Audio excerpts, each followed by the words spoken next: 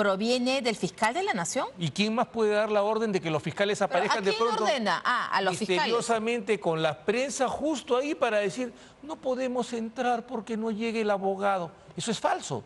O ese fiscal es un estúpido, vamos a decir las cosas claramente, o es un mentiroso. Porque sería un estúpido si no entiende la ley. La ley dice claramente que puede allanar. Lo que no puede hacer es registrar. ¿Por qué no entra? ¿Por qué no toma control? ¿No lo acaban de hacer? ¿No acaba de ocurrir que han enmarrocado a las personas? No, pero han entrado además, el ejemplo con la ley vigente, el domicilio de la fiscal Peralta se ha podido allanar. Y no pasó nada. Hay otro tema que usted, ya está con nosotros el doctor Humberto Abanto, y con él vamos a desmenuzar esta ley del crimen organizado. Buenas noches, doctor, bienvenido al Final del Día. Diana, buenas noches, es un honor estar acá. Mitos y verdades de la nueva ley del crimen organizado. Por ejemplo, ¿cómo se define la estructura de la organización criminal en esta nueva ley y qué cambia respecto a la anterior? A ver, esto es una cosa muy curiosa porque parece ser que algunos jueces supremos han perdido la memoria. ¿Qué sucede? El acuerdo plenario 8-2019, acuerdo plenario de la Corte Suprema, de las salas penales, incorporó tres cosas en el fundamento 18. Una compleja estructura organizativa, una alta capacidad operativa y la intención de controlar directa o indirectamente un mercado o una economía ilegal. Estos tres elementos los ha recogido el legislador y los ha puesto en la definición de crimen organizado. En la nueva norma. En la nueva. La norma que se aprobó en la Comisión de Justicia. Así es, y que está vigente en este momento y que genera tanta discusión. ¿Por qué se ha hecho esto? Yo estuve en la mesa de expertos, se ha discutido, participó el señor Chávez Cotrina, que finalmente aceptó, está la grabación de eso, aceptó que es esa incorporación. Y participó el Poder Judicial, participó la policía. O sea, hubo una discusión bastante amplia en la mesa técnica. ¿Por qué? Porque la ley como estaba permitía que pase lo que ocurrió con Pedro Pablo Kuczynski, que Pedro Pablo Kuczynski, su secretaria y su chofer formaban una organización criminal, lo cual es un absoluto despropósito. Pero además señala un asunto. Si miramos, porque acá han comenzado a decir el crimen organizado ha crecido. No, perdón, el crimen organizado ha crecido entre el año 2012 y el año 2024. Esta ley tiene 15 días de vigencia o 20 días. ¿Cómo van a decir que el producto de esta ley nueva es que se ha dado el crecimiento del crimen organizado, cuando lo que se ha hecho en todos estos 12 años es usar la ley de crimen organizado para destruir el sistema político peruano? Entonces, en pocas palabras, esta nueva ley del crimen organizado, digamos que delimita lo que es una organización criminal, dándole el tema de que debe ser compleja y alta capacidad operativa. Alta capacidad operativa, ¿a qué se refiere concretamente? Se refiere a que tiene que tener una serie de condiciones materiales y personales que permitan ejecutar un plan criminal complejo. No tres muchachos robando una bicicleta, que es lo que ha estado pasando aquí. Entonces, pero además, más importante que eso, economías ilegales, la economía de la extorsión. Por ejemplo, si yo tomo un pueblo, lo someto a extorsión, tomo un distrito y lo someto a extorsión, eso es una economía ilegal. Entonces, no pueden decir que no está cubierto por la ley. Minería ilegal, para algunos que andan tan preocupados. Lo que se ha dicho es que se ha quitado el delito de la extorsión de esta nueva ley del crimen organizado. Eso no es verdad. Lo que se dice es que los delitos que puedan ser penados con más de 6 años forman parte de esto. Y la extorsión tiene más de 6 años. En su rango de pena tiene más de 6 años y eso se ha percatado el propio juez San Martín, que en una conferencia ha dicho efectivamente, no dice que su extremo mínimo sea 6 años, sino que sea posible penarlo con 6 años. Hay otro tema que se viene repitiendo y muchos lo acogen como una verdad. Y es que ya se acabaron los allanamientos sorpresa, que hay que llamar al abogado del delincuente para pedirle permiso para entrar a allanar. Y aquí se ha dicho, abogados penalistas han dicho que ahí no ha habido ninguna modificación. ¿Esto es así realmente? ¿No se ha modificado? ¿Hay que llamar al abogado para allanar? No, Diana, fíjese, lo que pasa acá es que estamos ante una campaña contra una ley que le quita a un sector ideologizado del país la posibilidad de seguir destruyendo el sistema político. Esta campaña es por el poder, no es por la ley, no es por el crimen organizado. Porque, ¿para qué se miente? Hay dos posibilidades. O esta gente tiene un problema muy profundo de comprensión lectora, un déficit de comprensión lectora muy alto, o tiene una gran mala fe y quiere engañar a la opinión pública. En lo que dice la ley es que la autoridad toma control del lugar, es decir, produce el allanamiento, rompe la puerta, entra. La fiscalía y la policía allanan. Toman control. Una vez que toman control, no pueden comenzar el registro si no llega el abogado de la persona. Eso está en el artículo 139, inciso 14 de la Constitución. Las personas tienen derecho a la asistencia, a la defensa en todo estado del proceso. Y la investigación es una de las etapas del proceso. Pero más aún, el artículo 80 del Código Procesal Penal señala que la defensa pública está obligada a darle defensores de oficio a la Fiscalía para que legalice las diligencias. Es decir, si los señores fiscales no quieren demorarse, llevan un defensor público e inician el registro sin ningún problema. Y ha pasado ya en varias ocasiones. Todo lo que hemos visto en la prensa es una campaña que yo estoy seguro, y lo digo directamente, y el Congreso debería tomar nota, manejada directamente por el fiscal de la Nación, para hacerle creer a la opinión pública que los fiscales no pueden llevar adelante un allanamiento y generar un estado de pánico moral que provoque la revocatoria de una ley. O sea, usted está diciendo que lo que usted llama una campaña en contra de la nueva ley de crimen organizado proviene del fiscal de la Nación. ¿Y quién más puede dar la orden de que los fiscales aparezcan de pronto? ¿A quién ordena? A los fiscales. Misteriosamente con la prensa justo ahí para decir, no podemos entrar porque no llegue el abogado. Eso es falso. O ese fiscal es un estúpido, vamos a decir las cosas claramente, o es un mentiroso. Porque sería un estúpido si no entiende la ley. La ley dice claramente que puede allanar. Lo que no puede hacer es registrar. ¿Por qué no entra? ¿Por qué no toma control? ¿No lo acaban de hacer?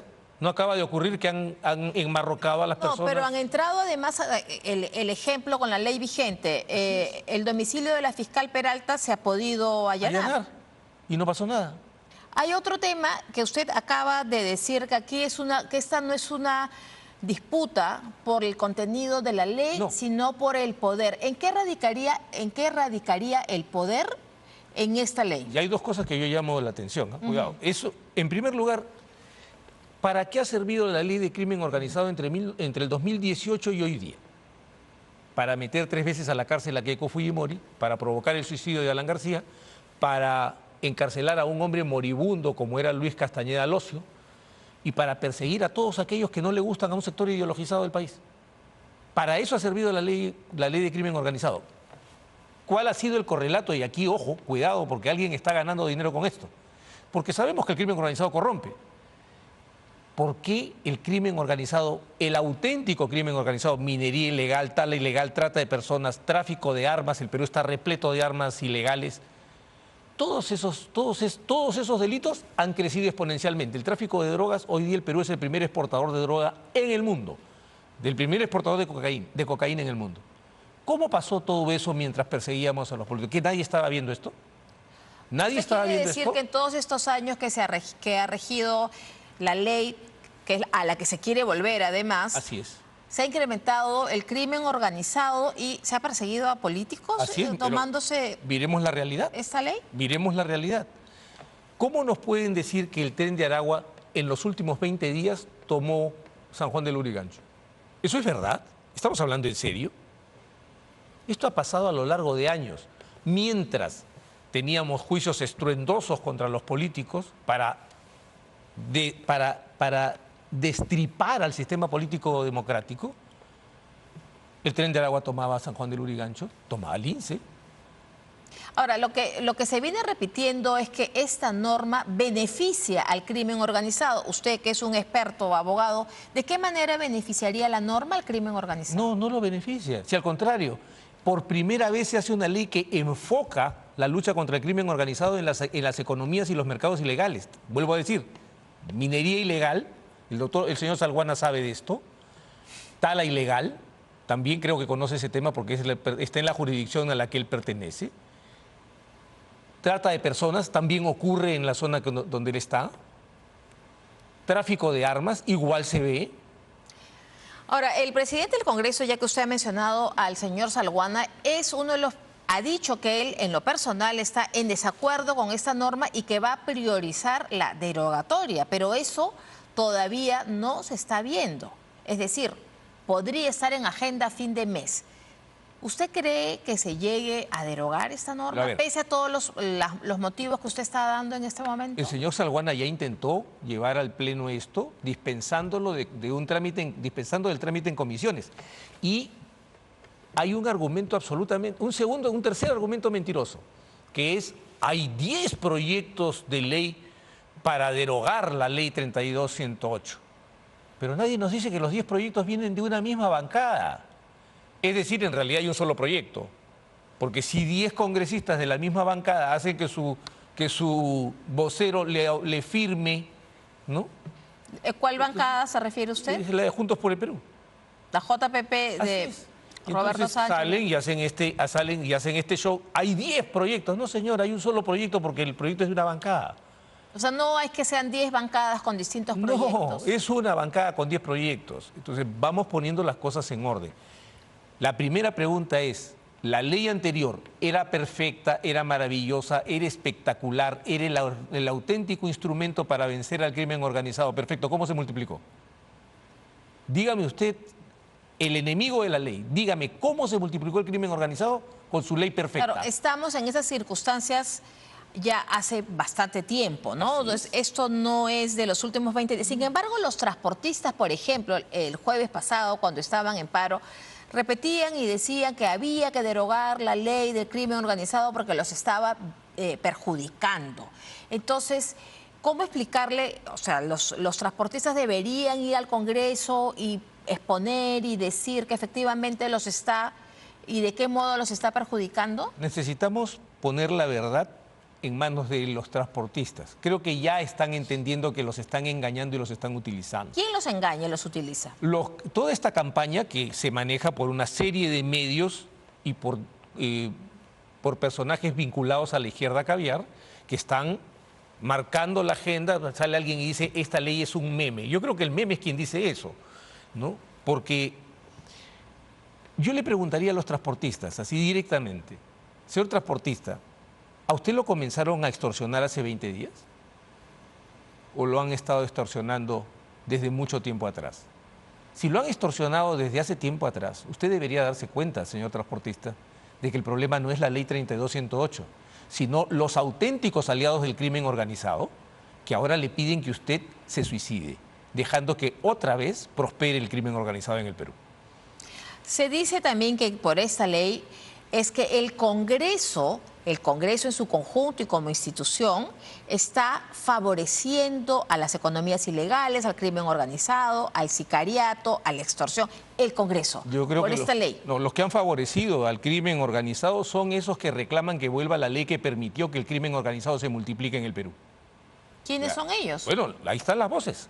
Cada vez que escuchen a alguien que diga que una ley que ahora sí dirige la actividad del Estado contra las economías y los mercados ilegales, es una ley mala, ese es el aliado del crimen organizado, porque es el que quiere que volvamos a un estado de cosas que permitió el crecimiento exponencial del crimen organizado y la extorsión de los pequeños negocios y las casas en los barrios pobres. Entonces, ¿usted cree que son esas economías que tienen voceros los que quieren realmente derogarla? Porque no dicen modificar, van directo a la derogatoria. Así es. ¿Y por qué? Pues, ¿por qué toda la ley es mala? ¿Por qué toda la ley está absolutamente equivocada? Porque está hiriendo intereses políticos que quieren tener al sistema democrático sometido a un yugo estalinista, y por otro lado, los aliados del crimen organizado queriendo que este siga floreciendo para que el Perú termine siendo el kindergarten del crimen, de las mafias en el Perú.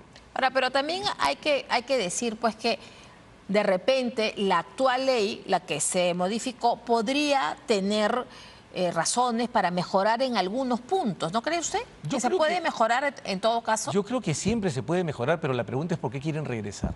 Insisto, que usted ciudadano escucha que quieren regresarlo a la ley que promovió el crimen organizado en el Perú.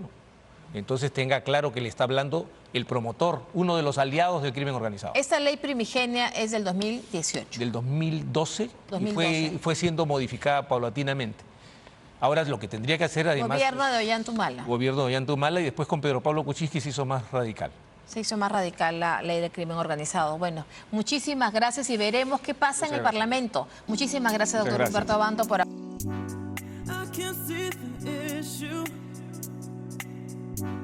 Yeah, believe me, I need to keep myself alive. But I